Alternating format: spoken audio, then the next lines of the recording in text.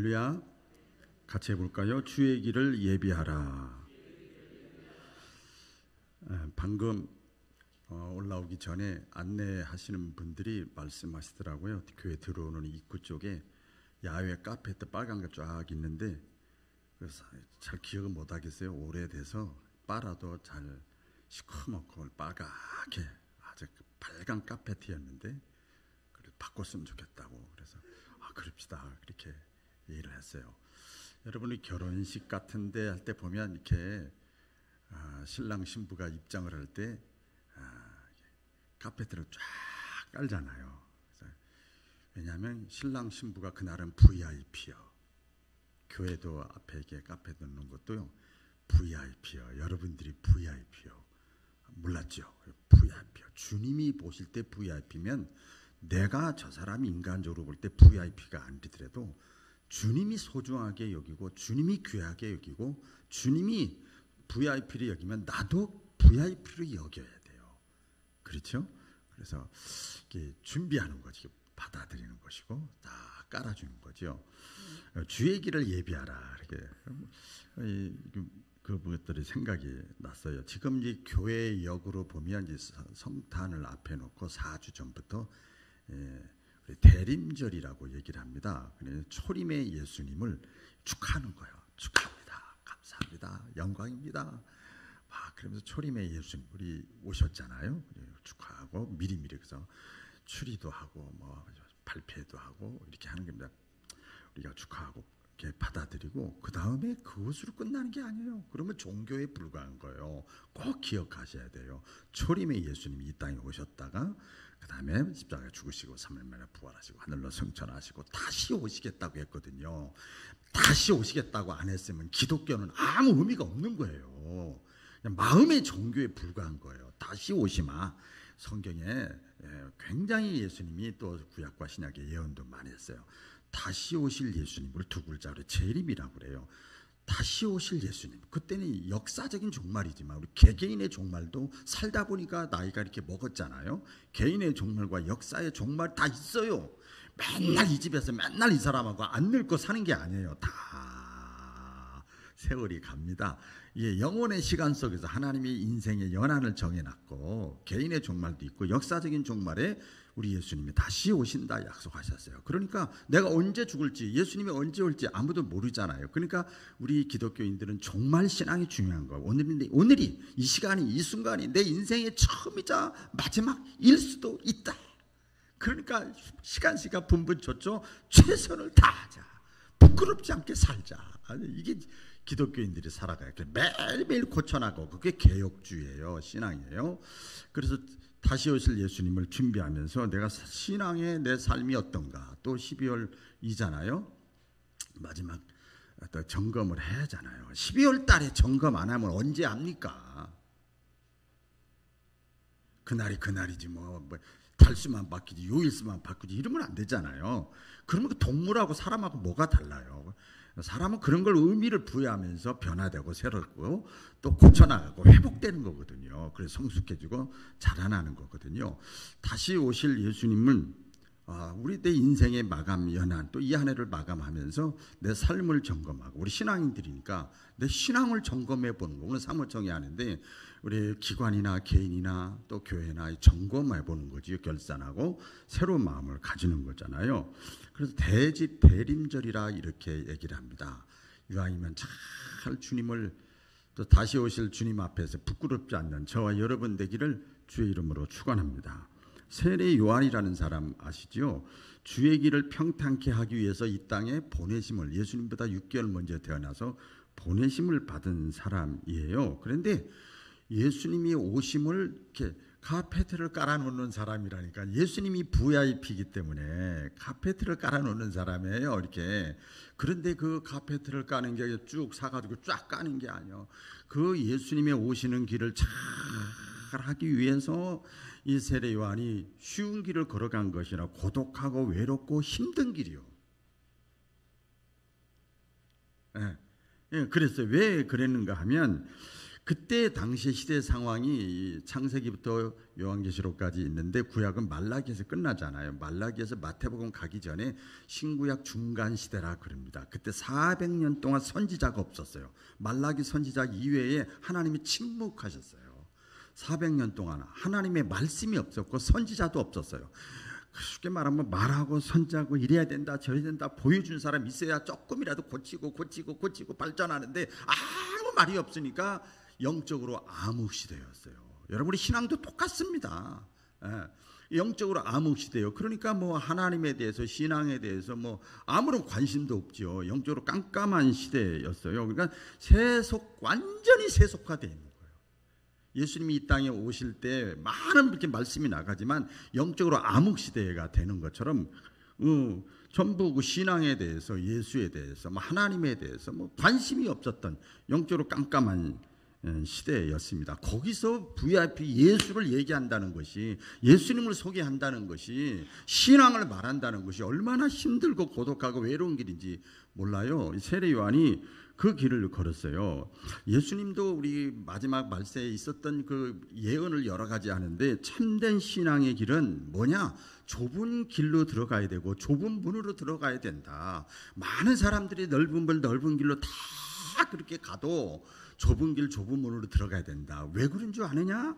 지금 당시에는 속상하고 또 외롭고 힘들고 손해보는 것 같고 왕따 당하는 것 같고 이 세대에 뒤처지는 것 같지만 그 길이 바로 복된 길이고 생명의 길이다. 할렐루야.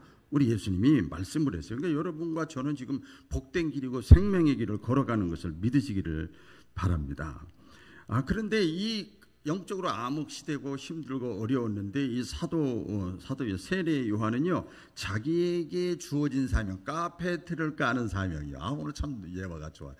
VIP를 모시는데 카페트를 까는 사명을 온전히 수행합니다. 힘든데 어려운데 알아주지 않는데 다른 사람 관심이 없는데 온전히 수행하고 그리고 주님의 오심을 진심으로 기뻐해요. 세례 요한이 그랬습니다. 그래서 결과적으로 보면 세례 요한이 짧은 생애를 살았지만은 세례 요한의 그 짧고 굵게 사는 거야.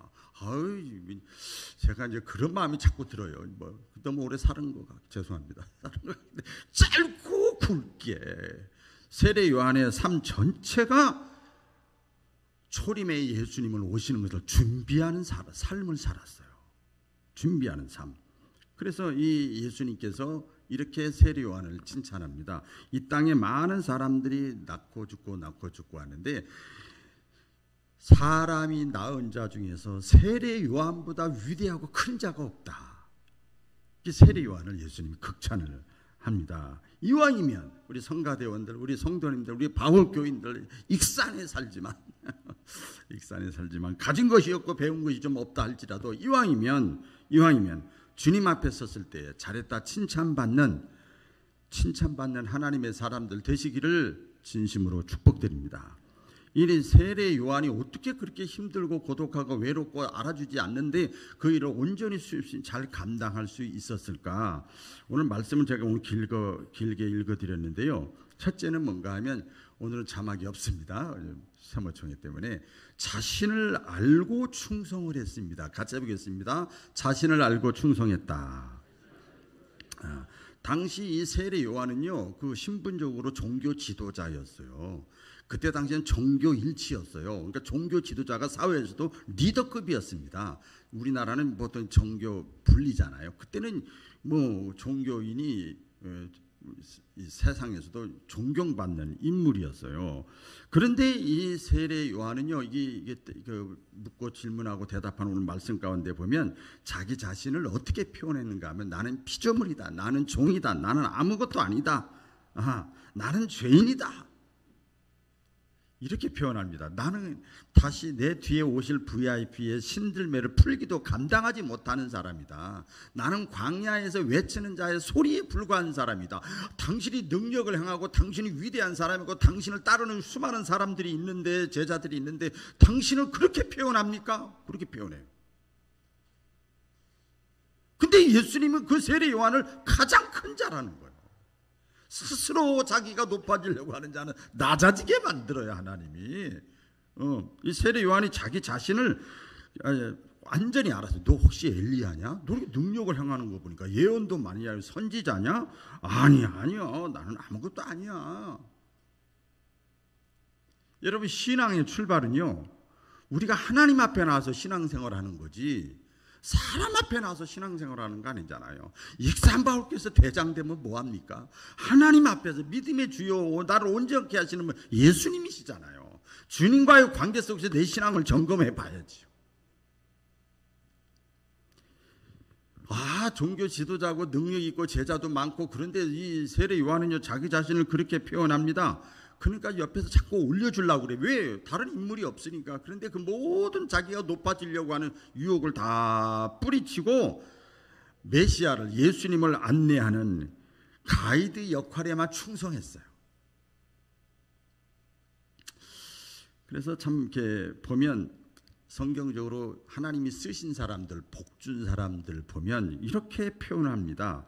나는 죄인입니다. 나는 자격이었습니다. 나는 벌레 같은 존재입니다. 나는 찌꺼기입니다. 만물의 찌꺼기입니다. 나는 진흙 같은 사람입니다. 나는 죄인 중에 괴수입니다. 이게요, 자기 자존감이 지금 굉장히 중요한 지금 이 시대에 사는데 자기 자신을 하나님 앞에서 그렇게 고백하는 사람, 하나님은 쓰시는 거예요. 복을 주시는 거예요. 예수님이 VIP인데 내 삶을 통해서 지금까지 여러분들이 세례 요한보다 더 오래 사신 것 같아요. 대부분 다 90% 이상이. 주님의 오심을, VIP를 얼마만큼 내가 그 길을 잘 예비하고 준비하였는가. 가정에서, 직장에서, 교회에서, 구역에서, 기관에서 내가 얼마만큼 나를 밟고 지나가서 하면서 얼마만큼 준비했는가. 한번 자문자답하시기를 바랍니다. 두 번째, 어떻게 해서 이 주의 길을 이 세례 요한이 준비했는가 하면, 이 준비하는데 기쁨으로 맞이했어요. 기쁨으로. 따라해보겠습니다. 기쁨으로 맞이했다. 기쁨으로 맞이했어요. 예수님이 그랬습니다. 네가 내가 굶주릴 때에, 내가 외로울 때에, 내가 못 먹을 때에 네가 나를 물도 주고 밥도 주고 재워도 줬다 그랬더니, 내가 언제 예수님을 뭐 밥도 주고 굶주릴 때 뭐 해주고 했어요? 그랬더니, 네가 나를 믿는 마음으로 작은 아이에게 한 것이 곧 나에게 한 것이다. 예수님이 말씀하셨잖아요. 예수님이 육신의 형상으로 나타나지는 않았지만 이 사건 사람을 통해서 말씀하셔요. 얼마 전에 우리 새가족 몇 분이 이렇게 오셨는데 12분 정도가 오셨는데 또 이렇게 장기적으로 쉬다가 나오시는 분도 한 서너 분 계시고 이렇게 그랬어요. 새가족은요, 어떤 교회는 그렇게 하면 VIP 초청이라고 써요. VIP요. 그러니까 그 새가족은 연약하고 신앙적으로 볼 때 그렇지만 그게 예수님이다 이 말이에요.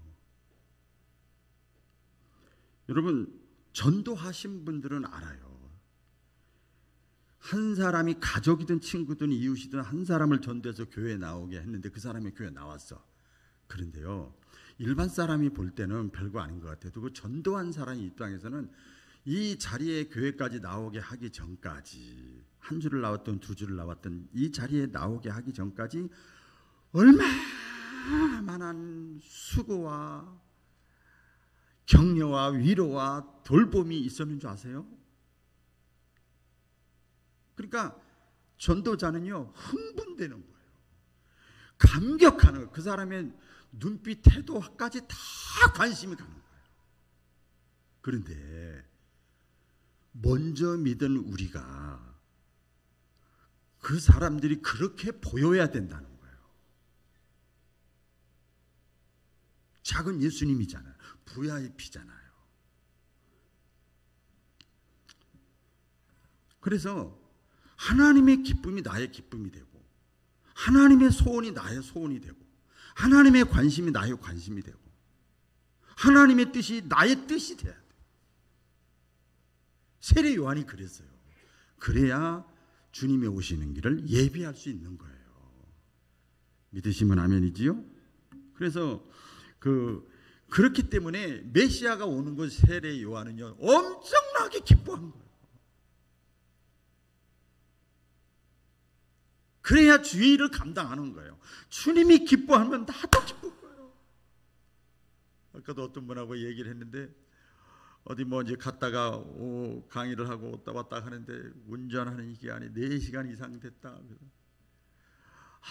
저도 이렇게 목회자 세미나를 하면 보면은 어느 때는 5명, 어느 때는 10명 다 작은 교회 목회자도 있으면 막 서너 시간 이렇게 4-5시간 이렇게 하고 나서 그냥 올 때 보면 밤 늦게 오고 막 그러면 막 교통 운전하는 시간만 5-6시간이 걸려도요 막 흥분되고 기쁜 거예요. 그 한 사람이 변하면 그 교회가 변하잖아. 이 주님의 기쁨이 나의 기쁨이 되는 거예요. 세례 요한이 그렇기 때문에 주의 길을 예비한 겁니다. 그리고 마지막으로 오늘 또 본문에도 나옵니다마는 이 세례 요한은요 모든 영광을 주님께 다 돌렸어요. 할렐루야. 모든 영광을 다 주님께 돌렸어요. 자기가 예수님이 오기 전에는 자기가 이거였거든요. 그런데 보라 세상 죄를 지고 가는 하나님의 어린 양이다 딱 진리를 얘기한 다음에 자기를 따르는 제자들 중에서 똑똑한 사람, 쓸만한 사람 다 추천해가지고 예수님이 제자가 되게 만들어. 여러분 그거 쉬운 게 아니에요. 자신의 제자들까지도 예수님을 섬기게 다 보냅니다. 나 떠나도 괜찮아. 마지막 죽는 순간까지도 아시죠? 죽는 순간까지도 주님께 영광을 돌리는 자기 자신의 삶이 번제물이 된 거예요. 여러분 잘 먹고 잘 살고 건강관리 잘하고 약 먹고 운동하고 해도 늙어요. 병들어요. 잔병 생겨요. 합병증 생겨요. 어차피 우리 인생은 썩고 어떤 분 그러더라고요. 만기가 되면 다 병들게 돼 있대. 뭔 소리인지 알지요? 만기가 되면. 그런데 이왕이면 내 삶 전체를 통해서 번제물로 하나님께 이게 쓰여져야 되잖아요. 자기가 죽는 순간까지도 세례 요한은 하나님께 영광을 돌렸어요. 사도 바울도 보면 내가 선한 싸움 다 싸우고 달려갈 길 다 가고 끝까지 이 믿음을 지켰으니. 할렐루야. 사무총회를 앞에 놓고 이 한 해를 마감하고 성탄을 우리가 또 앞에 놓고 있으면서 초림의 주님을 이렇게 세례 요한이 자신의 삶 전체를 통해서 준비하고 카페들을 깔아주고 예비하고 한 것처럼 재림의 주님, 다시 오실 주님, 역사적인 종말, 개인적인 종말 앞에서 잘했다 칭찬받는, 주의 길을 진심으로 예비하는, 쓰임받는 우리 바울께 모든 성도들 되시기를 축복드립니다. 기도하겠습니다.